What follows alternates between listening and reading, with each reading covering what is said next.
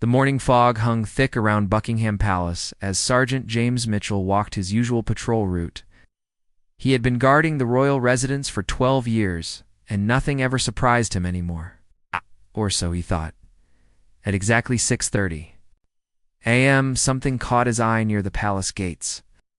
A small, weathered envelope lay on the ground, sealed with dark red wax. James looked around carefully. No one was in sight.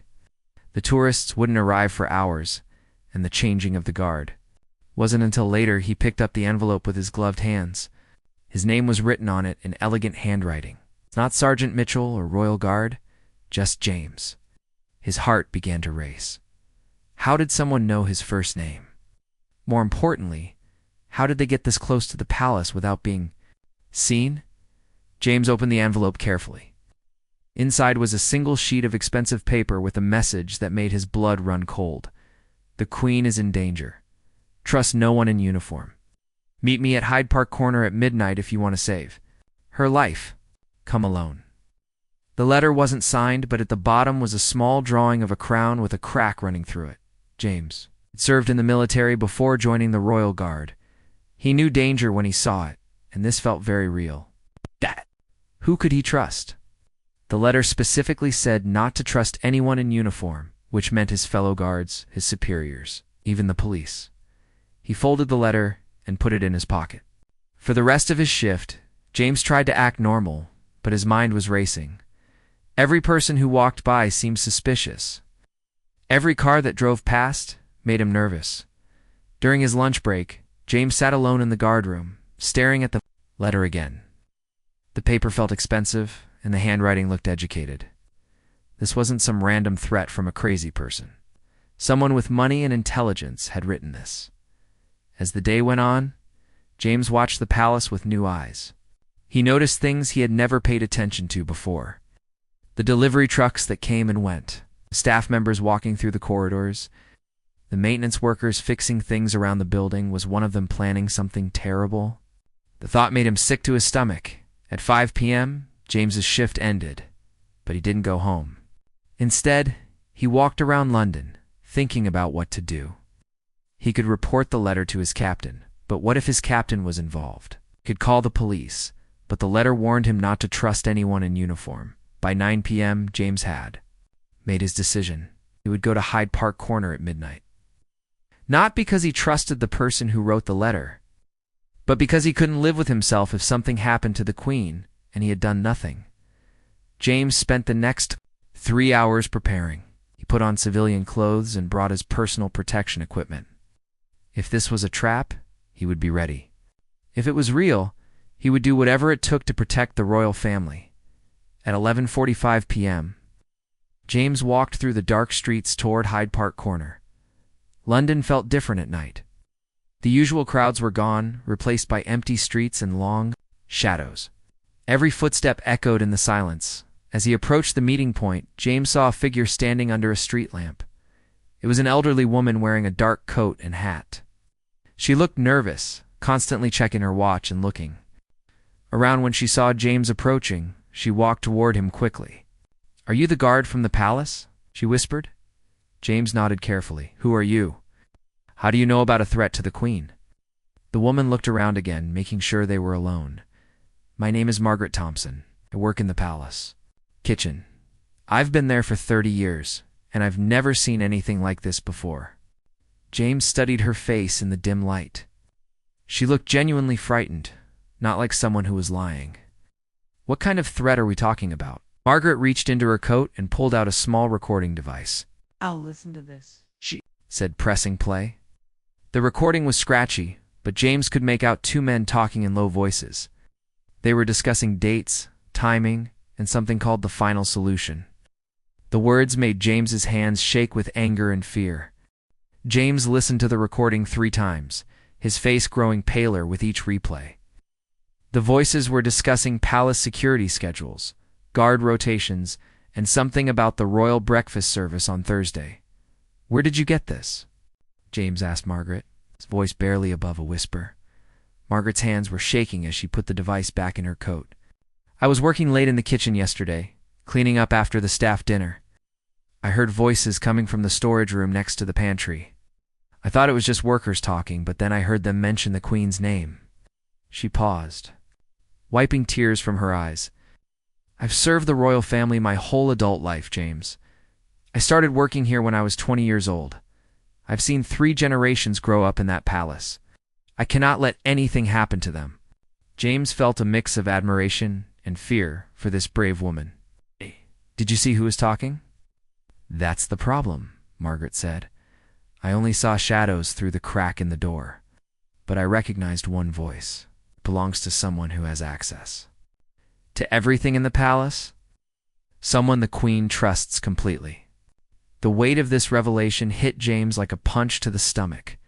A traitor inside the palace walls. Someone close enough to the royal family to know their daily routines, their schedules, their vulnerabilities. We need to go to the authorities, James said. But even as he said it, he knew it wasn't that simple. Margaret shook her head firmly. The recording mentions that they have people everywhere. Right? Police, security, even some of the guards. We don't know who we can trust. James thought about his fellow guards, men he had worked with for years. Could one of them be involved? The idea seemed impossible, but so did everything else that was happening. Oh. What exactly did you hear them planning? James asked Margaret. Looked around nervously before answering. He mentioned Thursday morning during the Queen's private breakfast. Something about replacing the usual staff member with someone new. They talked about a 15-minute window when the security cameras would be turned off for maintenance. James's mind raced. Thursday was only 2 days away. The Queen always had her breakfast in the same room at the same time every morning. It was one of the few moments when she was relatively alone, attended only by her personal staff. We need proof, James said. The recording is good, but we need to know exactly who is involved and what they're planning. Margaret nodded. I've been thinking the same thing. I can get us into the palace after hours. I know all the service entrances and I have keys to most of the building. James felt his training kick in. This was like a military operation now. They needed intelligence, planning, and perfect timing. When can we do this? Tomorrow night, Margaret said. Most of the staff goes home early on Tuesdays. We'll have the best chance of moving around unseen. They spent the next hour planning their reconnaissance mission. Margaret would meet James at the staff. Entrance at 11 p.m. She would guide him through the service corridors to the storage room where she heard the conversation. They would look for evidence, documents, anything that could help them understand the full scope of the threat.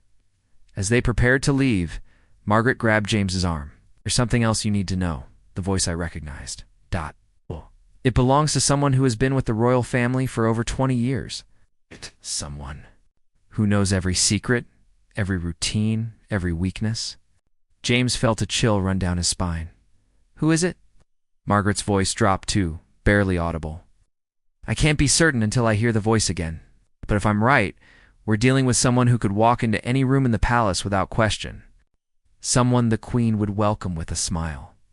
The next day, James could barely concentrate on his duties. Every face looked suspicious. Every conversation seemed to have hidden meanings. He watched the palace staff going about their daily routines, wondering which one of them might be planning something terrible.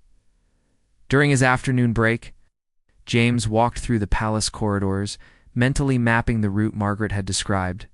He noted the security camera positions, the guard stations, the emergency exits. If something went wrong during their investigation, he wanted to be prepared. At 6 p.m., James finished his shift and went home to his small apartment near the palace. He tried to eat dinner, but his stomach was too nervous. Instead, he checked his equipment. A small flashlight, lockpicks he had learned to use during military training, and his personal communication device in case he needed to call for help. At 10:30 p.m., James left his apartment and walked slowly toward the palace. The streets were quieter than usual, which made him nervous. Every shadow could hide a threat. Every parked car could contain enemies. Margaret was waiting exactly where she had promised. Standing in the shadows near the staff entrance, she looked even more frightened than she had the night before, but her determination was clear. "Are you ready for this?" she whispered as they approached the door. James nodded, though he wasn't sure anyone could be ready for what they might discover inside. Margaret's key turned silently in the staff entrance lock. The door opened with barely a whisper, and they slipped inside the darkened palace. James had walked these corridors hundreds of times during his day shifts, but they felt completely different at night. The familiar sounds of palace life were absent. No footsteps, no distant conversations, no kitchen noises. Just their own careful breathing and the soft sound of their shoes on the carpet. Margaret led James through a maze of service corridors he had never seen before. These were the hidden arteries of the palace, where staff moved invisibly to keep the royal household running smoothly. Behind every grand room and elegant hallway was a network of narrow passages that allowed servants to appear and disappear like ghosts. "Stay close," Margaret whispered. "Some of these corridors connect to the main security system. If we take a wrong turn, we could trigger an alarm." They walked for what felt like hours, but was probably only 10 minutes. Finally, Margaret stopped at a heavy wooden door. "This is the storage room," she said quietly. The conversation was happening just on the other side. James tried the handle. Locked. He pulled out his lockpicks and got to work. The lock was old, but well-maintained, and it took him several anxious minutes to open it. Every small sound seemed impossibly loud in the silence. The door opened into a room filled with old furniture, paintings, and boxes of palace supplies.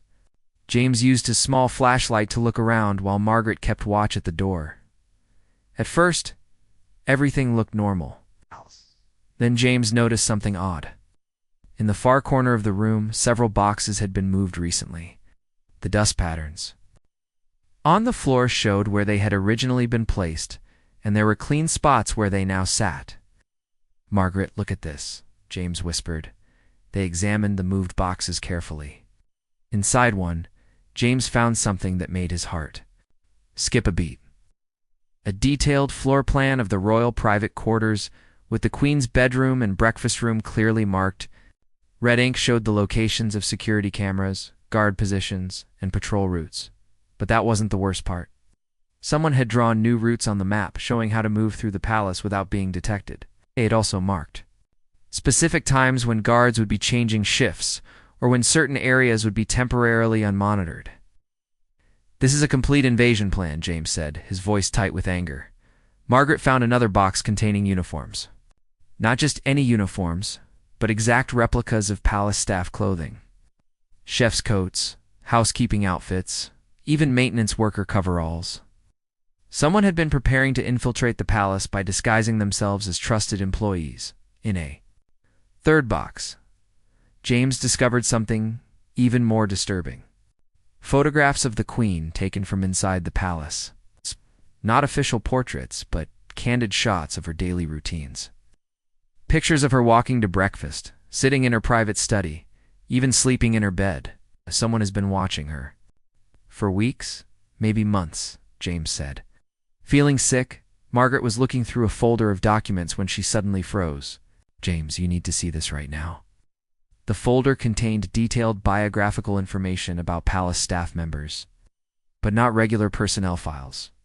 These documents listed personal information that could be used for blackmail, family problems, financial difficulties, secrets that people wanted to keep hidden. They'd been researching ways to control palace employees, Margaret realized, looking for people they could force to help them. James was studying the staff photos when he recognized someone. One of the biographical files belonged to a guard he knew well. Thomas Bradley had worked at the palace for 8 years and was considered one of the most reliable men on the force. According to the file, Thomas had a gambling problem that his wife didn't know about. He owed money to dangerous people and was desperate for cash. The document suggested he might be willing to cooperate in exchange for payment and debt forgiveness. "We need to get out of here," James said suddenly. "If they discover we've been through their things, we'll be in serious danger." But as they prepared to leave, Margaret noticed something else. Schedule taped to the inside of one box lid. Tomorrow's date was circled in red, with notes about final preparations and confirm all positions. "James, I think they moved their timeline," Margaret whispered urgently. This isn't happening on Thursday. It's happening tomorrow. Realization hit James like a lightning bolt. They had less than 24 hours to stop whatever was being planned.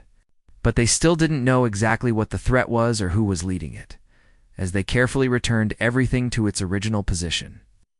James heard something that made his blood freeze. Footsteps in the corridor outside. Someone was walking toward the storage room. Margaret quickly turned off James's flashlight, and they crouched behind a stack of furniture. The footsteps stopped right outside the door. James could hear someone trying the handle, testing whether it was locked. For 30 seconds that felt like 30 minutes, they waited in complete silence. James's hand moved to his belt, where he kept a small knife. If they were discovered, he would have to choose between fighting and running. Finally, the footsteps moved away. But James knew they had been lucky. Very lucky. "We need to leave now," he whispered to Margaret. They made their way back through the service corridors as quickly as possible, while still being careful. Every shadow seemed to hide a threat. Every sound made them freeze and listen. When they finally reached the staff entrance, both of them were shaking with nervous energy. Margaret locked the door behind them, and they walked away from the palace in different directions. As they had planned, at 2 a.m., James sat in his apartment, staring at the notes he had made about everything they had discovered. The threat was real, it was immediate, and it was being planned by people with detailed knowledge of palace security, but he still faced the same problem. Who could he trust with this information? The conspiracy seemed to reach into multiple levels of palace security. Going to the wrong person could make things worse, not better. James made a decision that would change everything. Instead of trying to work within the system, he would have to act alone. James barely slept that night. Every time he closed his eyes, he saw the photographs of the Queen and the detailed invasion plans. By 5 a.m., he gave up trying to rest and started preparing for what might be the most important day of his life. He arrived at the palace early for his morning shift, watching everything with new awareness. The breakfast service was already beginning in the royal kitchen. Staff members were preparing trays, arranging flowers, going through the same routines they followed every day. But James noticed something different. One of the breakfast service staff was someone he had never seen before. A young woman with short blonde hair was helping to prepare the Queen's morning tea. When James asked Margaret about her later, Margaret looked confused. "I don't know anyone matching that description," Margaret whispered during a brief conversation in the corridor. "All the regular breakfast staff have been working here for years." This confirmed James's worst fears. An infiltration had already begun. Someone had successfully placed a fake employee in the royal breakfast service, just as the documents had suggested. James spent his morning shift trying to figure out how to approach this impossible situation. He couldn't simply accuse someone of being an imposter without proof. Couldn't report his suspicions without explaining how he had learned about the threat. He couldn't be sure who else might be involved. During his lunch break, James made a decision that went against all his training. He would approach Thomas Bradley directly. The gambling addict whose information he had found in the conspiracy files. James found Thomas in the guard locker room. He was getting ready for his afternoon shift. They had worked together many times and had always gotten along well. "Thomas, I need to talk to you about something private," James said carefully. Thomas looked nervous immediately. "What kind of something?" "I know about your gambling problem. I know about the debts." Thomas's face went white. "How do you? Who told you that?" James sat down beside his fellow guard. "Someone is using your financial problems to pressure you into helping them. I need to know what they've asked you to do." For a moment, Thomas looked like he might deny everything, and his shoulders sagged with the weight of his secret. "They said they would pay off my debts and give me £50,000. All I had to do was look the other way during one specific 15-minute period today." "What 15-minute period?" James asked, though he was afraid he already knew. "During the Queen's breakfast.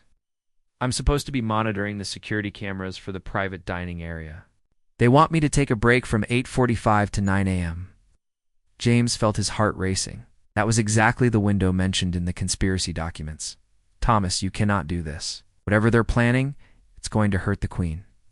Thomas put his head in his hands. "Don't understand, James. These people are dangerous. They know where my wife works, Where my children go to school? If I don't cooperate, they'll hurt my family. If you do cooperate, you'll be responsible for whatever happens to the royal family, James said firmly. We can protect your family, but only if you help me stop this. Thomas looked up with tears in his eyes. How can I trust you? How do I know you're not working with them? James realized he had to take a huge risk. He told Thomas about the letter, about meeting Margaret, about discovering the storage room full of evidence. He explained everything, hoping that his fellow guard would choose to do the right thing. My God, Thomas whispered when James finished. I had no idea it was this serious. I thought they just wanted to steal something, maybe some jewelry or artwork. Will you help me? James asked. Thomas nodded slowly. Tell me what you need me to do. They spent the next hour developing a plan. Thomas would pretend to cooperate with the conspirators, but instead of leaving his post, he would stay at the security monitors and record everything that happened. James would position himself near the Queen's breakfast room, ready to intervene if necessary. But they needed backup. James made another difficult decision. He would have to trust Captain Williams's direct superior. Williams had been with Palace Security for 15 years and had never shown any signs of being corrupted. At 3 p.m., James requested a private meeting with Captain Williams. He brought copies of the photographs and documents he had found along with Margaret's recording. Captain Williams listened to everything in shocked silence. When James finished explaining, the captain sat quietly for several minutes, processing the information. This is the most serious security threat we've faced during my entire career, Captain Williams finally said. But I have to ask you something, Sergeant Mitchell. How do I know you're not part of this conspiracy yourself?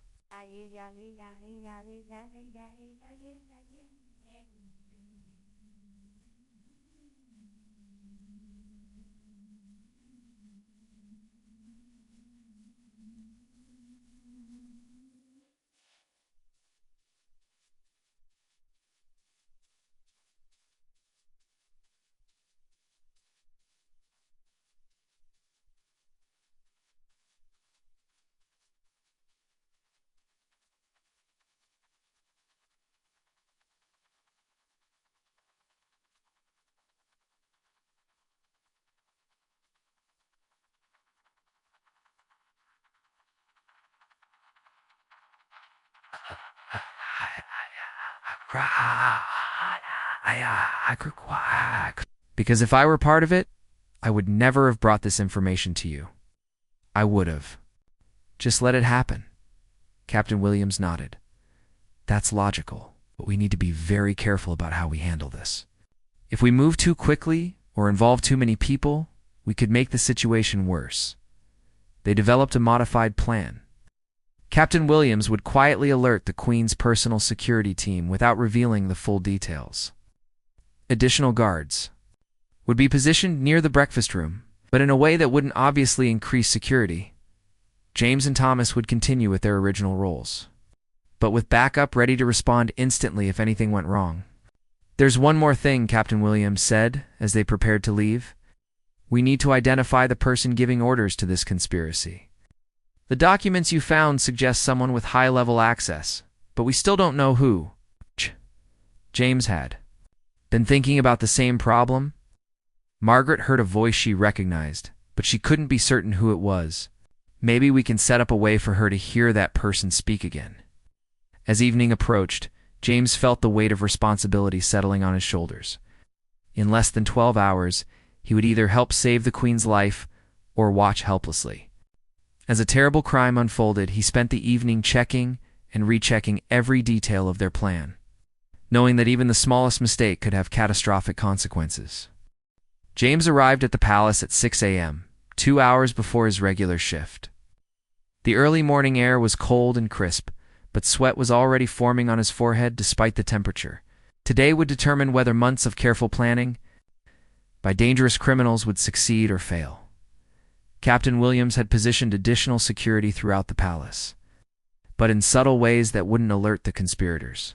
Extra guards were assigned to routine maintenance checks near the royal quarters. The kitchen staff was quietly increased with trusted personnel who could watch for suspicious activity. At 7:30 a.m., James took his position in the corridor leading, to the Queen's private breakfast room. From his location, he could see anyone approaching the area while maintaining radio contact with Thomas at the security monitors. All cameras are functioning normally, Thomas reported through his earpiece. The new breakfast staff member is in the kitchen now, preparing the morning tea service. James's hands tensed on his radio. The fake employee was moving into position exactly as the conspiracy documents had predicted. Can you see what she's doing? She's working alone at the tea preparation station. Wait, ... She just pulled something. From her pocket, I can't see what it is from this angle. James felt his heart rate spike. Thomas, can you zoom in on her hands? I'm trying, but she's deliberately staying in the blind spot between two cameras. She knows exactly where they are positioned. This was professional work. Whoever had planned this conspiracy understood palace security better than most of the guards themselves. At 8:30 a.m., the breakfast service began moving toward the Queen's private dining room. James watched from his concealed position as staff members carried silver trays through the corridors. Everything looked normal, but he knew that appearances could be deadly. Margaret appeared in the corridor, pushing a cleaning cart. This was part of their plan, should be close enough to identify the voice she had heard in the storage room if the conspiracy leader made an appearance. The Queen has entered the breakfast room, Thomas reported. Royal protection officers are in there. Standard positions. Everything appears normal from the security camera perspective. Up. James checked his watch. 8:40 a.m. If the conspiracy was following their original timeline, they had 5 minutes before the 15-minute window of vulnerability would begin. James, I see movement in the service corridor near the kitchen. Thomas's voice crackled through the earpiece. Someone in a maintenance uniform is walking toward the breakfast area, but I don't recognize them. Male or female? James asked. Male, middle-aged, carrying a toolbox. He's using a service route that would avoid most of the security cameras. Felt the adrenaline coursing through his system. Multiple unknown individuals were now in position near the Queen's location. This was beginning to look like a coordinated attack at 8:44 a.m. Exactly 1 minute before the planned security camera blackout, James heard footsteps approaching his position.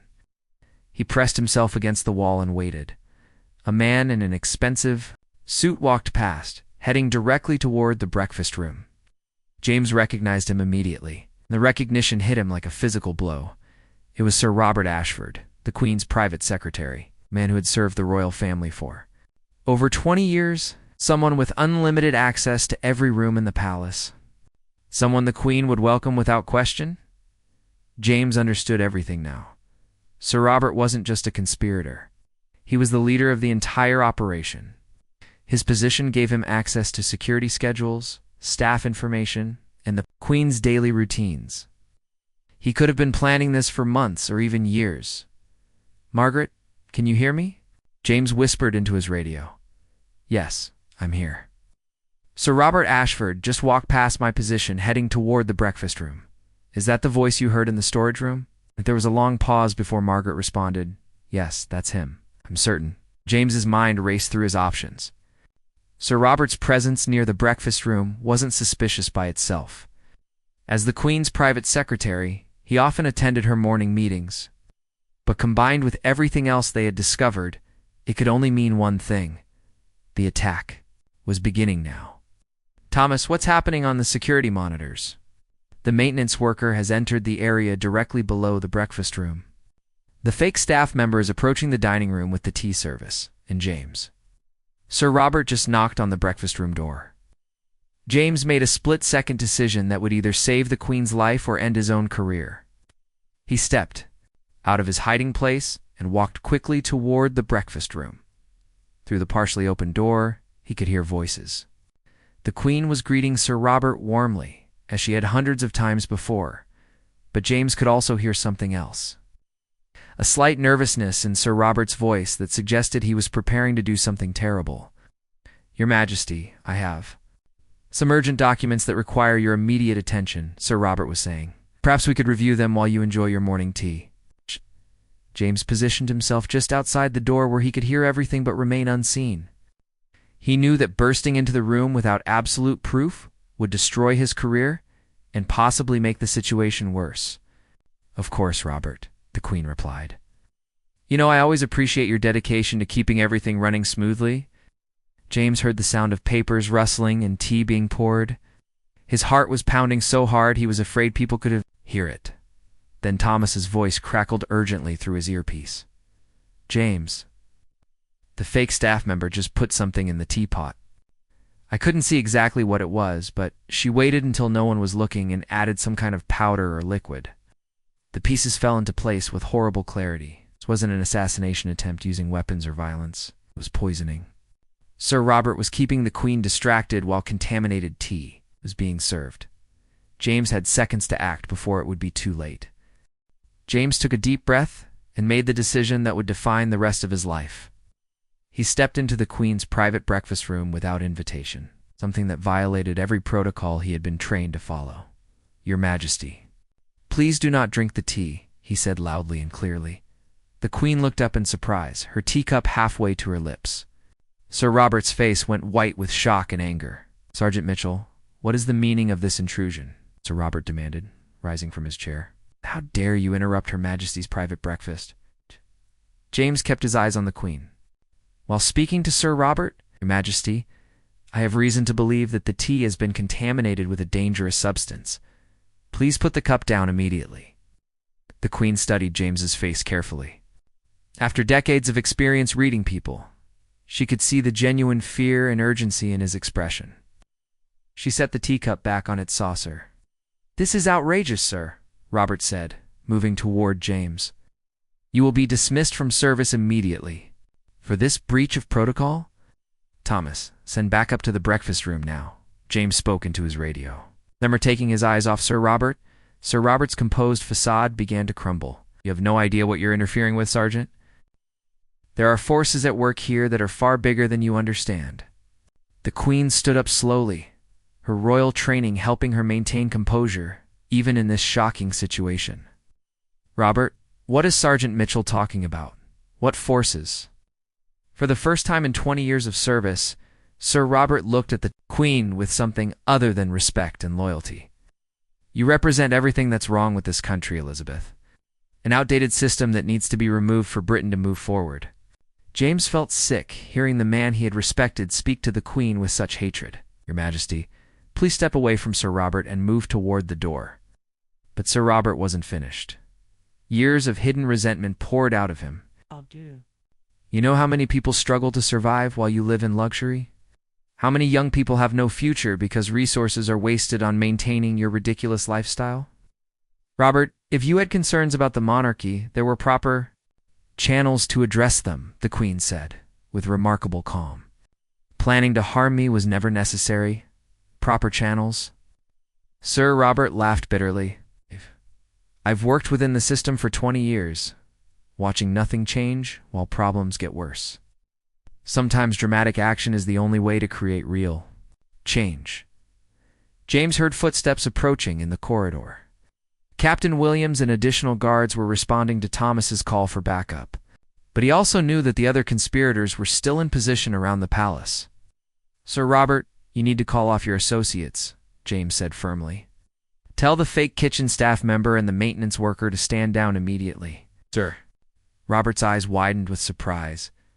"How much do you know?" "We know about the storage room, the uniforms, the staff files, the blackmail attempts," James said.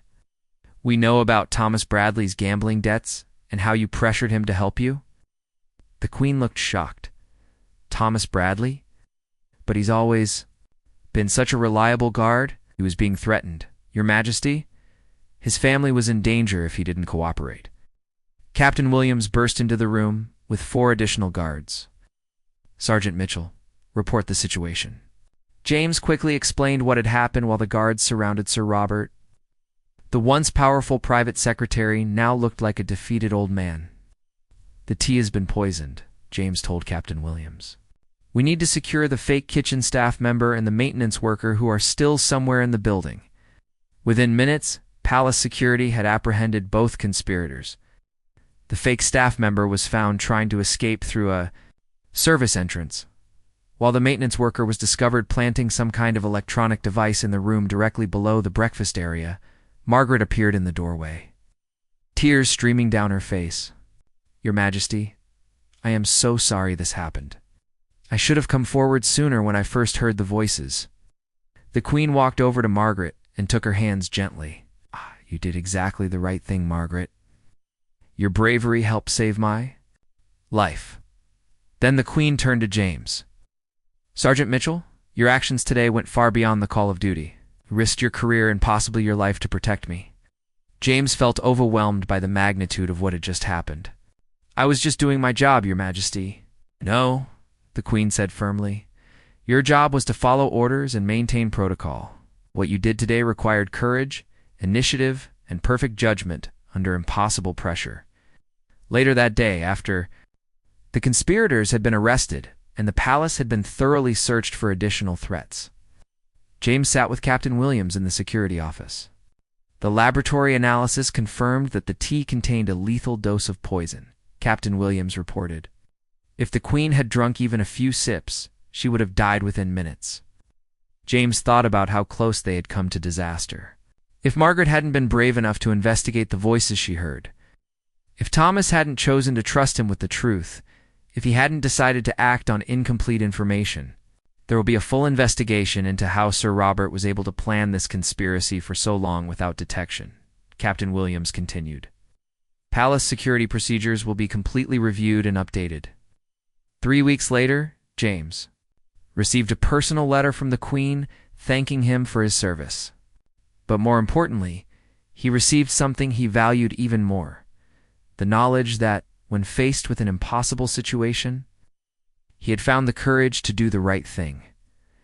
Thomas Bradley received counseling for his gambling addiction and was allowed to keep his position after cooperating fully with the investigation. His debts were paid off through a special palace fund designed to help staff members in financial crises. Margaret Thompson was promoted to head of kitchen security, a new position created specifically for her 30 years of loyal service. And her crucial role in stopping the conspiracy made her the perfect person to help prevent similar threats in the future, sir. Robert Ashford and his 2 accomplices were sentenced to life in prison for treason and attempted murder. The investigation revealed that they had been planning the attack for over 2 years, slowly gathering intelligence and recruiting help through blackmail and bribery. The fake kitchen staff member turned out to be a professional assassin hired from overseas. The maintenance worker was a former palace employee who had been dismissed 5 years earlier for theft and had harbored a grudge ever since. 6 months later, James was promoted to lieutenant and put in charge of a new intelligence unit within Palace Security. His job was to identify potential threats before they could develop into serious dangers. The Queen personally presented James with the Royal Victorian Order, one of the highest honors she could bestow. But during the private ceremony, she told him something that meant more to him than any medal. "James," she said, "you reminded me that even in the darkest moments, there are still people willing to sacrifice everything to do what's right. That gives me hope for the future of our country." As James stood in the palace courtyard that evening, watching the sunset reflect off the windows where the Queen lived and worked, he thought about how much his life had changed. A simple letter found during his morning patrol had led to the most important mission of his career. He realized that being a royal guard meant more than just following orders and maintaining security. It meant being prepared to make difficult decisions, to trust the right people at the right time, and to act with courage even when the consequences were uncertain. The mysterious threat to Buckingham Palace had been stopped, but James knew there would always be new challenges ahead. As long as he wore the uniform, he would be ready to face them, knowing that sometimes the most important battles are fought not with weapons, but with wisdom, bravery, and an unwavering commitment to protecting those who cannot protect themselves. Palace returned to its normal routines, but with new security measures that would make another conspiracy almost impossible. James continued his patrols, now with even greater awareness and dedication, knowing that every day brought the possibility of both routine duty and extraordinary heroism. And late at night, when the palace was quiet and he walked the same corridors, where he had once discovered a terrible plot, James remembered the lesson he had learned, that ordinary people when faced with extraordinary circumstances, could find within themselves the strength to do remarkable things.